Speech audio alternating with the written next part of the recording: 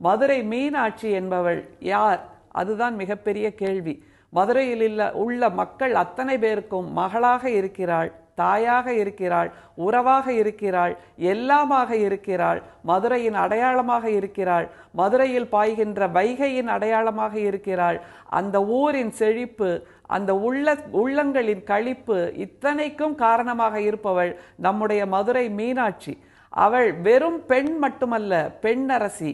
அவள் வெறும் பெண் மட்டுமல்ல, மங்கையர்க்கரசி.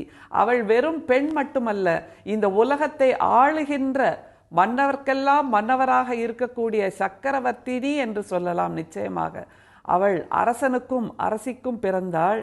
வெறுமே இளவரசியாக மட்டுமாக வளர்ந்தாள்? இல்லை, அவள் போர்க்கலைகளில் சிறப்பானவள், வல்லமையில் சிறப்பானவள்.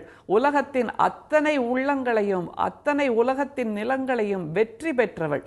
எல்லா நிலங்களையும் வெற்றி பெற்று கைலாயத்தையும் வெல்ல வேண்டும், சிவனையும் வெல்ல வேண்டும் என்று சென்றவள்தான் நம்முடைய மங்கையர்க்கரசி, நம்முடைய மதுரை மீனாட்சி என்பதுதான் அவளுடைய வரலாறு சொல்லுகின்ற சிறப்பு. அந்த வரலாறு மங்கையர்க்கரசியான மீனாட்சிக்கு மட்டுமல்ல, இந்த உலகத்தில் இருக்கின்ற எல்லா பெண்களும் வல்லமை பெற்றவர்களாக இருக்க வேண்டும், எல்லா கலைகளிலும் வல்லமை பெற்றவர்களாக இருக்க வேண்டும் என்று சொல்லித் தருகின்ற வரலாறு தான் நம்முடைய தமிழ் வரலாறு.